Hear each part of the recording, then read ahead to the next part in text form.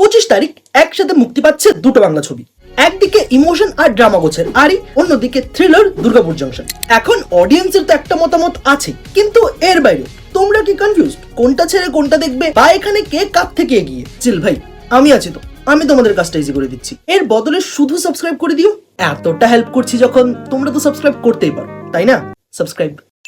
এখন এই দুটো মুভি আরি আর দুর্গাপুর জংশন জনার ওয়াইজ একেবারেই আলাদা, আর এদের টার্গেট অডিয়েন্সও অনেকটাই আলাদা। প্রথমে যদি আরি মুভিটা নিয়ে কথা বলি, তাহলে এই মুভির টিজার, ট্রেলার, গান সবকিছুই এখানে ক্লিয়ারলি টার্গেট করছে ফ্যামিলি অডিয়েন্সদের, যেটা এখন ফ্র্যাঙ্কলি বলতে গেলে প্রায় সবাই করছে। ফ্যামিলি অডিয়েন্স মানেই সেফ জোন।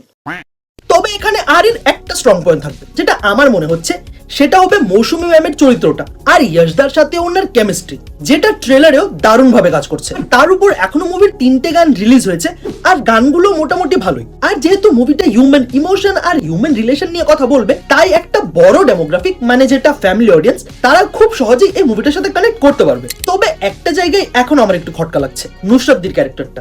জানি না কেন আমার এমনটা মনে হচ্ছে এই ক্যারেক্টারটা মুভির একটা ডাউন সাইড হতে পারে। আর যখন মুভির ডাউন সাইড নিয়ে কথা বলছি, তখন এই মুভির ভিলেন নিয়ে কথা বলি। ট্রেলারে এই ভিলেনের ক্যারেক্টারগুলোকে দেখে অনেকটাই ক্যারিকেচারিশ টাইপ লাগছিল, মানে আগেকার দিনে যে ক্লিশেড ভিলেনগুলো হতো এমন কিছুটা। বাট এনিওয়েজ 25 তারিখ সবটাই পরিষ্কার হয়ে যাবে। এরপর আসি দুর্গাপুর জংশনে। এটা টিজার, ট্রেলার এক কথায় দারুণ। আর এক্স্যাক্টলি বলতে গেলে এটা বাংলার র্যান্ডম থ্রিলার টাইপ লাগছে না। ট্রেলারে একটা গ্র্যান্ড ফিল আছে, আর দেখে মনে হচ্ছে বস কন্টেন্টের উপর ফোকাস করা হয়েছে। বাংলায় এখন থ্রিলার তো অনেক হয়েছে, 12 মাসে 13 পার্বণ না হোক 13টা থ্রিলার হবে, এর থেকে বেশি হতে পারে। অনেস্টলি পারিয়া দেখার পর থেকে বিক্রমদার প্রতি আমার আলাদা একটা রেসপেক্ট এসেছে। মানে আজকের দিনে বাংলা সিনেমায় দাঁড়িয়ে বড় নামগুলো ছাড়া আর কজনে নিজের রোলের জন্য এত টাকাটে। বিক্রমদা এখানে সে এফর্টটাই দিচ্ছে, সেটা লুক হোক বা script choice, he is actually trying. আর এটা অমর সঙ্গী মুভিতেও বোঝা গেছিল। ওই মুভিতে 1000টা জিনিস খারাপ থাকতে পারে, বাট বিক্রমদার এফর্ট না। বিক্রমদার যদি এমনই স্ক্রিপ্ট চয়েস আর এমনই সব পারফরমেন্স থাকে, বিলিভ মি সবার আগে আমি বলবো শিরাই শিরাই রক্ত, আমি বিক্রমদার ভক্ত। ট্রেলার অনেক ভালো, একটা গ্র্যান্ড ফিলও আছে, সব নিজের জায়গায় ঠিক। তবে হ্যাঁ, দুর্গাপুর জংশন যাদের টানবে সেটা একটু নিশ আর ইয়াং অডিয়েন্স। বাংলার ওই মাস অডিয়েন্সটা এখন হয়তো এই মুভিটার জন্য আসবে না, যেটা আরির জন্য একটা বড় পজিটিভ পয়েন্ট, কারণ ওটা একসাথে অনেক এজ গ্রুপকে কেটার করবে। তবে আমি তো এখানে দুটোই দেখবো, তোমাদের জ্ঞান দিতে হবে তো।